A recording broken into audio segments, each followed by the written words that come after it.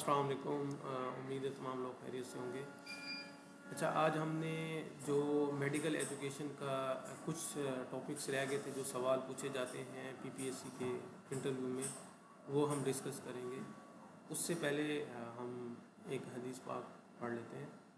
अल्लाह के आखिरी नबी मक्की मदनी मोहम्मद अरबी सल्लल्लाहु ताला अलैहि वसल्लम का फरमान है, जो नमाज कायम करे, ज़कात अदा करे और बैतुल्लाह का हज करे, रमज़ान के रोज़े रखे और मेहमान की मेहमान नवाजी करे, जन्नत में दाखिल होगा।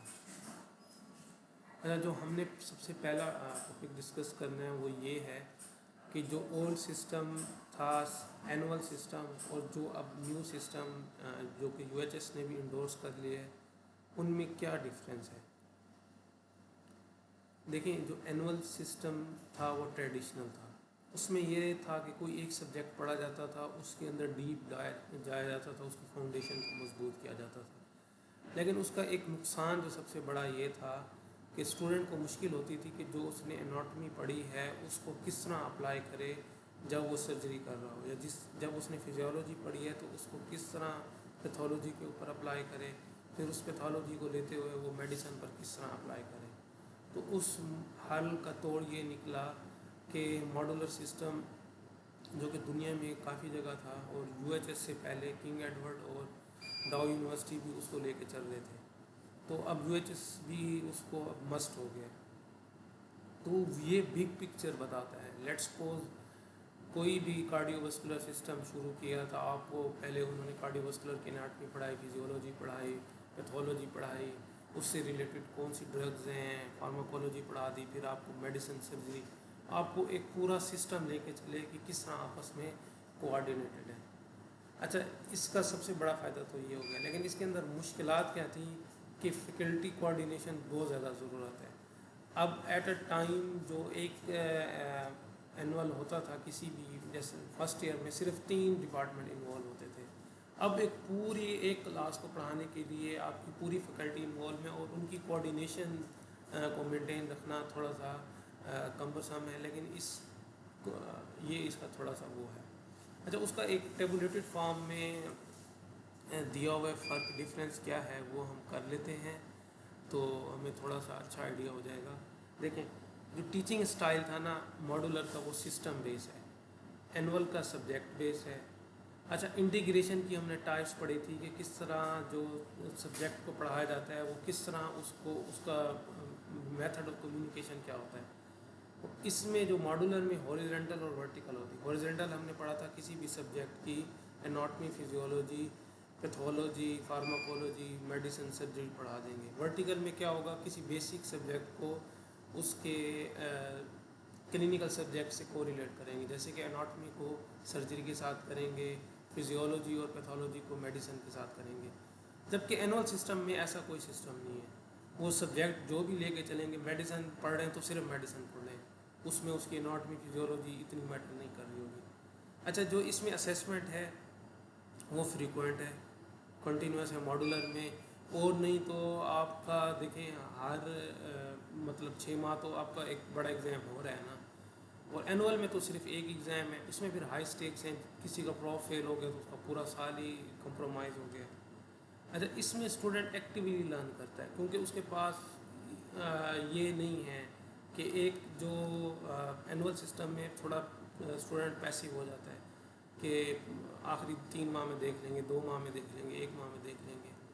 अच्छा, जो मॉड्यूलर सिस्टम का ये है कि जो क्लिनिकल मतलब अर्ली हो जाता है, वो फर्स्ट ईयर से ही वार्ड्स के अंदर जाना शुरू हो जाते हैं। लेकिन जैसे कि हमें पता है कि वो एनुअल में हम 3rd ईयर से जाना शुरू करते थे।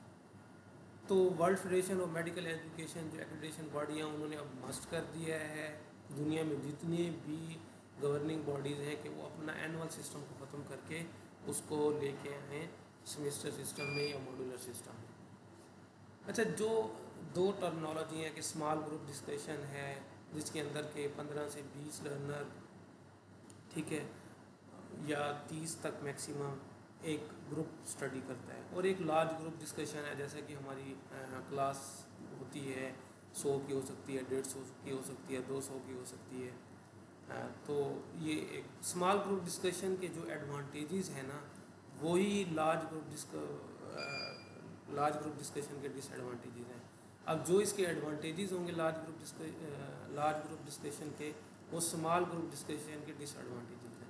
तो अभी हम जो फर्स्ट गो में दोनों के एडवांटेजेस पढ़ लेते हैं, तो दोनों के डिसएडवांटेजेस हमें खुद ही पता चल जाएंगे। लेकिन जो स्मॉल ग्रुप है ना, एक्टिव पार्टिसिपेशन होती है। कोई एक भी टीचर है, वो उसके अंडर सिर्फ 15 से 20 स्टूडेंट हैं, तो वो देखेगा कौन नहीं पार्टिसिपेट कर रहा, और वो सबको इंटरेक्ट करके चलेगा। अच्छा, इसके अंदर कम्युनिकेशन होगी आपकी अच्छी, लीडर्स टीम वर्क होगा, और आपको आपके कंसेप्ट क्लियर होंगे। किसी की कोई बात है, दूसरा उसको या तो इंडोर्स करेगा या उसको करेक्ट कर देगा। क्रिटिकल थिंकिंग होती है, कोई भी सिनेरियोज दिए जाते हैं, फिर उसको सॉल्व किया जाता है, फिर उसकी की डिस्कस किया जाता है, और आपको फ़ौरन पता चल जाता है इंस्ट्रक्टर को कि कौन किस तरह परफॉर्म करे, इमीडिएट फीडबैक हो जाता है। अच्छा, लार्ज ग्रुप में क्या होता है, कॉस्ट इफेक्टिव है। मिसाल के तौर पर एक ट्यूटर जो है ना, वो लार्ज ग्रुप को पढ़ा रहा है, अब उसका डिसएडवांटेजेस क्या होगा कि रिसोर्स एक्सटेंसिव है वो वाली, कि उसके अंदर आपको लेट्स सपोज 300 की क्लास है, तो 30 अगर स्टूडेंट का एक ग्रुप बनाता है तो 10 टीचर चाहिए। इसमें आपको एक टीचर सबको पढ़ा देगा। अब इसमें है यूनिफॉर्मिटी, कि तमाम स्टूडेंट को एक ही बंदा और एक ही तरह का नॉलेज ट्रांसफ़र कर रहा है। अब आपने 10 ट्यूटर हायर किए, उनमें से 5 अच्छे हो सकते हैं, ठीक है, 2 बहुत अच्छे हो सकते हैं, उनमें से 5 मीडियम लेवल के हो सकते हैं, और 3 का इतना अच्छा मेथड ऑफ टीचिंग नहीं है, तो कंप्रोमाइज़ हो जाता है। इसमें यूनिफॉर्मिटी रहती है। इसमें एफिशिएंसी है कि कम टाइम में आप ज़्यादा चीज़ें करवा सकते हैं। अब वो टाइम बाउंड बहुत है। हमारा जो स्मॉल ग्रुप डिस्कशन है, वो इसके अंदर लोअर प्रेशर ये होता है कि रिलैक्स होते हैं स्टूडेंट, इतना प्रेशर नहीं फील करते और रिलैक्स रहते हैं। लेकिन ये उसका स्मॉल ग्रुप डिस्कशन के अंदर जो है ना, ये इसका डिसएडवांटेजेस भी एक तरह के हैं कि अटेंशन, जब वो बहुत ज़्यादा रिलैक्स होंगे तो उनका अटेंशन स्पैन भी आ जाता है। तो अब हम इनके डिसएडवांटेजेस, क्योंकि हमने एडवांटेजेस कर लिए हैं, तो वो वही उस तरह के रिप्रोड्यूस कर लेने। देखिए, रिसोर्स इंटेंसिव हमने बात कर ली, इन अनइक्वल डायनामिक्स का भी बात कर ली, टाइम कंज्यूमिंग, जारी बात है वो एक ही लेक्चर सबको जल्दी कन्वे हो जाएगा और इसमें टाइम लगेगा, और स्टैंडर्डाइजेशन नहीं होगी कि हर एक को डिफरेंट टीचर मिलेगा। ये पैसिव लर्निंग है। अच्छा, एनोनिमिटी है कि इसमें बच्चा जो पार्टिसिपेट नहीं करना चाहता वो इजीली छुप जाता है। इसमें कम से कम इंटरेक्शन है, और इतनी ज़्यादा डिबेट, अटेंशन स्पैन नहीं होता, फोकस नहीं रह सकता बच्चों का। अच्छा, एक एजुकेशनिस्ट थे गैंगनीज, उन्होंने 9 रूल दिए थे कि किस तरह जब आप इंस्ट्रक्शन दे रहे हो, आप टीचिंग कर रहे हो, तो आप किन चीज़ों को फॉलो करें तो एक अच्छी टीचिंग हो सकती है। तो उसमें जो 9 रूल्स हैं, उनको आपने ऐसा याद करना है। जैसे मेरा इंटरव्यू हुआ था, तो मैंने उनको इनके मतलब बता रहा था, तो वो उस जो एजुकेशनिस्ट को पसंद नहीं आ रहे थे। तो जैसे मैंने कहा ना, गेनिंग अटेंशन की जगह मैंने कहा ब्रेकिंग द आइस, तो उसने कहा नहीं, मुझे वो लफ्ज़ बताओ। अब गेनिंग अटेंशन और ब्रेकिंग द आइस का मतलब एक ही है, लेकिन आप इसको ऐसे ही ये 9 लाइनें याद करें। गेन अटेंशन आप किसी भी तरीके से कर सकते हैं। आप जाके कोई जॉक सुना दें, आप जो रिसेंट इवेंट हुआ हो, ठीक है, उसके बारे में बता दें, पाकिस्तान ने इंडिया को हरा दिया, इस तरह को बात शुरू करें कि वो जो आपस में बातें कर रहे हो वो आपकी तरफ मुतवज्जे हो जाए। तो उसके अलावा उस टॉपिक से रिलेटेड भी कोई आप सवाल पूछ सकते हैं।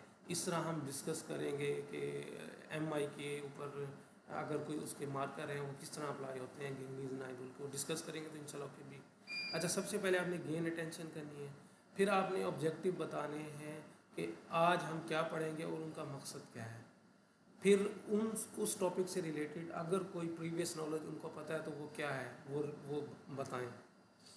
फिर आपने अपना लेक्चर प्रेजेंट करना है, फिर उनको गाइडेंस देनी है, परफॉर्मेंस चेक करनी है कि जो आपने उनको गाइडेंस दी थी उनकी परफॉर्मेंस है, फिर फीडबैक लेना है, फिर आपने एक टेक्स्ट कंडक्ट करना है, उसमें परफॉर्मेंस को असेस करना है, और आपने रिटेंशन और ट्रांसफ़र का भी ख्याल करना है कि जो नॉलेज उन्होंने लिया उसको प्रैक्टिकली अप्लाई कर सकते नहीं कर सकते। अब हम इसको MI के अंदर ट्यूमर जो उसके मार्कर हैं, इंडिकेटर हैं MI के, تو وہ ان کے اوپر کس طرح یہ گینگنیز 9 رول رکھ سکتے ہیں.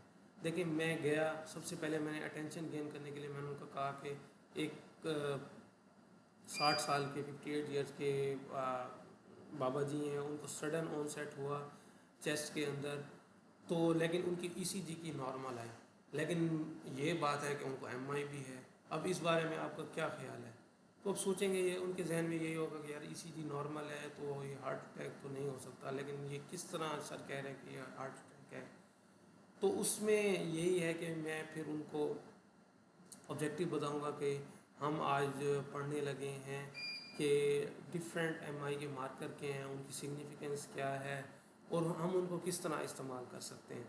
پھر میں ان کو کہوں گا کوئی آپ نے ان کا اسٹرکچر بتائیں اور ان کے کمپوننٹ کیا تھے جو آپ اسٹرکچر آپ نے مایوسائٹ کا پڑھا, اناٹمی پڑھی, تو ان کے اندر کوئی ٹروپونین نام کی چیز ہوتی تھی مایوسائٹس کے اندر, مایوگلوبن نام کی کوئی چیز ہوتی تھی, سیکھیں بھی کچھ اس طرح کے سوالات پوچھیں گے. اور نیکروسس جو کوگنیٹو نیکروسس ہوتی ہے ہمارے ہارٹ کے اندر, اس کے بارے میں تھوڑا سا پوچھ لیں گے. پھر میں ان کو اپنا کنٹینٹ پیش کروں گا, ان کو سارا بتاؤں گا کہ مارکر کیا ہیں ایم آئی کے, وہ کب ریز ہوتے ہیں, ان کو ہم کس طرح یوز کر سکتے ہیں. پھر میں ان کو لرننگ گائیڈنس بھی دوں گا, ان کو کچھ نیمونکس بتا دوں گا, جیسے کہ ہم نیمونکس بنا گئے T for troponin, T for top. Troponin is the gold standard most specific ہے, مایوگلوبن مائلڈ ہے لیکن ارلی آ جائے گا, یہ اس کا سگنیفیکنس ہے.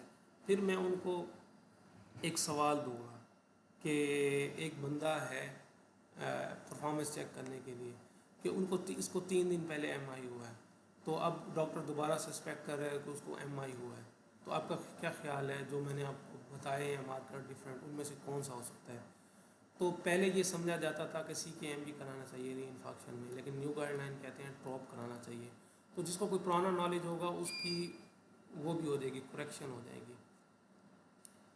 اب فیڈ بیک آپ کر لیں گے, آپ ان کو کریکٹ کر لیں گے جو کسی کے غلط جواب ہوں گے, اور پھر آپ ان کا پوسٹ لیکچر کوئی ٹیسٹ لے لیں گے. ٹھیک ہے, اسیس پرفارمنس کے جو ہے نا ڈفرینٹ ہیں, آپ فارمیٹیو اسیسمنٹ بھی کر سکتے ہیں. ٹھیک ہے, تو اس کے اندر آپ ان کو چیک کر لیں گے کہ جو آپ نے ان کو پڑھایا اس کا کیا ہے. پھر آپ یہ دیکھیں گے کہ جو اس پرفارمنس کے بیس کے اوپر کتنی یہ how much they are able to retain it اور ٹرانسفر کر سکیں گے. لیٹس سپوز ان کو مارکر کا پتہ چل گیا, لیکن جب وہ کبھی اپنے کارڈک سینٹر میں جائیں گے, کوئی پیشنٹ دیکھیں گے, تو یہ کس طرح رسپونڈ کریں گے ٹائم کے لحاظ سے کہ کون سا مارکر کرانا چاہیے. تو سب سے پہلے میں نے کیا کیا, ایک ایسا کلینکل کیس پٹ کر دیا ان کی اٹینشن گین کی. پھر میں نے ان کو بتایا کہ میں کیا کیا پڑھاؤں گا, آبجیکٹیو بتا دیے. پھر ان سے پرائر نالج میں نے پوچھ لیا کہ آپ اسٹرکچر کے بارے میں, کوگنیٹو نیکروسس کے بارے میں کہا.